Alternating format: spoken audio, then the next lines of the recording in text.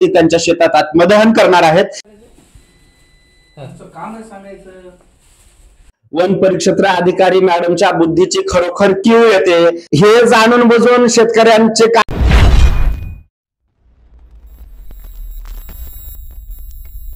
सामाजिक वन परिक्षेत्र अधिकारी यांच्या कार्यालयास भेट देण्यासाठी आलेला आहे आणि यांच्या खुर्चीला अक्षरशः तुम्ही पाहू शकतात की एनडीएम जे मराठवाड्याचे प्रदेशाध्यक्ष यांनी हार घालून या ठिकाणी निषेध केलेला आहे, कारण ते वेळोवेळी या ठिकाणी उपस्थित नसल्याबाबत ते सांगतायत। आपण त्यांच्याशी बातचीत करणार आहोत। अध्यक्ष, काय सांगाल, वन परिक्षेत्र अधिकारी उपस्थित नाहीत आणि काय प्रोव्हिजन आहे, काय मागण्या होत्या तुमच्या? माझ्या गावातल्या जवळजवळ 11 शेतकऱ्यांनी 4 महिन्यापूर्वी या कार्यालयामध्ये वृक्ष लागवडीचे प्रस्ताव सादर केलेले होते।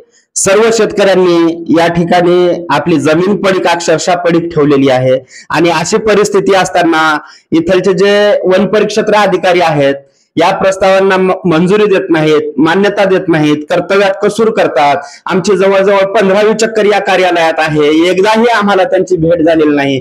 हे संबंध सामाजिक वनीकरण विभागाचं जे कार्यालय आहे हे वाऱ्यावर सोडलेलं आहे। इथं कुठलाही दखलपात्र अधिकारी नाही राहत, कोणी कर्मचारी या ठिकाणी उपस्थित नसतात, शेतकऱ्यांच्या शंकेचं निरसन करण्यासाठी या ठिकाणी कोणी उपस्थित नाही। या सर्व कारणामुळे आणि महत्वाचं कारण आपल्या कामामध्ये कर्तव्यात कसूर करत असल्याने आज आम्ही या ठिकाणी हा हार वन परिक्षेत्र अधिकारी यांच्या खुर्चीला घातलेला आहे। शेतकऱ्यांच्या काय मागण्या होत्या, काय शेतकऱ्यांच्या मागण्याच्या अनुषंगाने तुम्हाला वन परिक्षेत्र अधिकाऱ्यांनी पत्र काढलंय, त्याच्यात काय त्रुट्या होत्या का?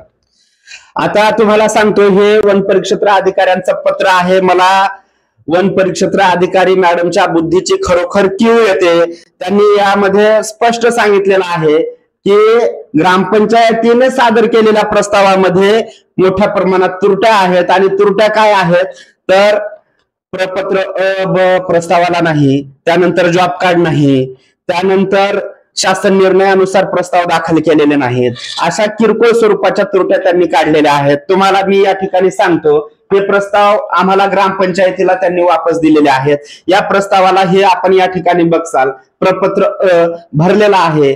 त्याच्यानंतर दुसरी गोष्ट, अर्जदाराच्या सह्या वगैरे सर्व बाबी याच्यात आम्ही नमूद केलेल्या आहेत। त्याच्यानंतर तिसरी गोष्ट, चेकलिस्ट नाही म्हणतात, ही या ठिकाणी चेकलिस्ट आहे।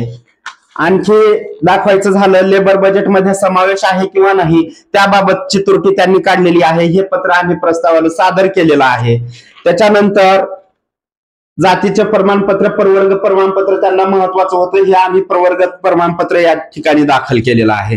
ग्रामपंचायतीचा ठराव दिलेला आहे, त्याच्यानंतर 7/12 दिलेले आहेत, होल्डिंग्स दिलेले आहेत, जॉब कार्ड असल्याचं प्रमाणपत्र दिलेलं आहे, शेतकऱ्यांचं शपथपत्र दिलेलं आहे परिशिष्ट 2 प्रमाणे। अशा प्रकारे या प्रस्तावामध्ये आम्ही एकही त्रुटी ठेवलेली नसताना एकदम डोळे झाकल्यासारखं, आडांचोट सारखं, ढोरामागे जाणाऱ्या एखाद्या गुराख्यासारखं जर वर्तन इथल्या वन परिक्षेत्र अधिकाऱ्याकडून होत असेल तर ही निंदनीय बाब आहे, लाजिरवाणी बाब आहे। या गोष्टीचा आम्ही निषेध करतो। आज तुमच्या उपस्थितीत परत शेतकऱ्यांना यांनी उलट पत्र काढू नये किंवा प्रस्तावामध्ये कुठल्या त्रुट्या नाहीत हे दाखवून देण्यासाठी आज आम्ही मुद्दाम तुमच्या उपस्थितीत हे प्रस्ताव या ठिकाणी या कार्यालयात सादर करीत आहोत। नाही, त्रुट्या होत्या, त्रुट्या पूर्तता करण्याचं काम ग्रामपंचायतीत असतंय, मात्र ती त्रुट्या तुम्ही पूर्ण केल्याचं म्हणते, मग काम अडतंय कुठं नेमकं? हे जाणून बुजून शेतकऱ्यांचे काम करायचे नाही, शेतकऱ्यांना आत्महत्या करण्याच्या मार्गावर लावायचं, शेतकऱ्यांच्या कामामध्ये कर्तव्यात कसूर करायचा यांची मानसिकता नाही। हे या कामासाठी उदासीन आहेत, वृक्ष लागवडीसाठी काम करण्याची या वन परिक्षेत्र अधिकाऱ्यांची इच्छा नाही आणि त्याच्यामुळेच हे काम अडतं। या कामामध्ये सर्वात जास्त वाटा जर कोणाचा असेल मंजुरी संदर्भात वन परिक्षेत्र अधिकाऱ्यांचा आहे। त्याच्यानंतर दुसरी गोष्ट, त्रुट्यांच्या बाबतीत तुम्ही सांगितलं, जर आम्ही ग्रामपंचायतीने सादर केलेल्या प्रस्तावामध्ये जर त्रुट्या होत्या तर यांनी आमच्या शेतकरी बांधवांच्या शेतामध्ये यांनी आपले कर्मचारी पंचनाम्यासाठी पाठवलेले आहेत। या ठिकाणी उपस्थित आपले सावंत साहेब आहेत, हे स्वतः आमच्या शेतामध्ये आलेले होते। वन परिक्षेत्र अधिकारी देखील आमच्या शेतकऱ्यांच्या शेतामध्ये आलेले होते। त्या पंचनाम्यांचे पुरावे आमच्याकडे आहेत। वन परिक्षेत्र अधिकारी मॅडमनी वनरक्षकांना जे पत्र काढलं पंचनाम्यासाठी ते पत्र आमच्याकडे आहे, सगळे कागदोपत्री पुरावे आमच्याकडे आहेत। पण या पुढची भूमिका काय राहिली, हे जर काम पूर्ण न झाल्यास तुमचं काय निवेदन आहे? तुम्हाला सांगतो, हे दुगाळा गावचे शेतकरी आहेत, हे दुगाळा गावच्या शेतकऱ्याचं पत्र आहे. मी दुगाळा गावचा सरपंच आहे. या शेतकऱ्यावर आज आत्मदहन करण्याची वेळ आलेली आहे. किरकोळ कामासाठी फक्त वृक्ष लागवडीच्या योजनेचा लाभ घ्यायचा. कायद्यात आहे, तरतुदी आहेत, शासन निर्णय आहेत, परिपत्रक आहेत.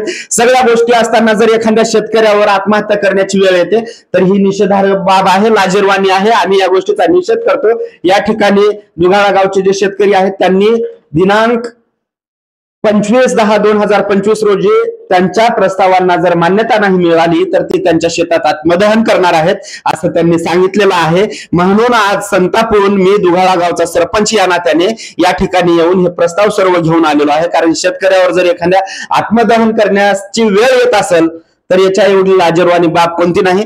त्याच्यामुळे या ठिकाणी आज आम्ही यांना भेटण्यासाठी आलो होतो. परंतु दरवेळेस प्रमाणे याही वेळी वन परिक्षेत्र अधिकारी कार्यालयात उपस्थित नव्हत्या. म्हणून आज आम्ही हा हार त्यांच्या खुर्चीला घातलेला आहे. 21/10/2025 रोजी सर्व शेतकऱ्यांना सोबत घेऊन माननीय विभागीय वन अधिकारी सामाजिक वनीकरण विभाग हिंगोली यांच्या कार्यालयासमोर आम्ही आमरण उपोषणास बसत आहोत. आणि कर्तव्यात कसूर केल्याने या वन परिक्षेत्र अधिकाऱ्यावर जोपर्यंत गुन्हे दाखल होणार नाहीत त्यासाठी आम्हाला माननीय न्यायालयात जरी जावं लागलं तरी पण आम्ही माननीय न्यायालयात जाऊ.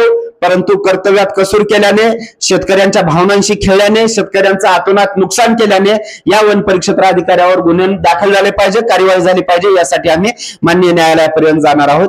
जय भीम, जय भारत, जय संविधान.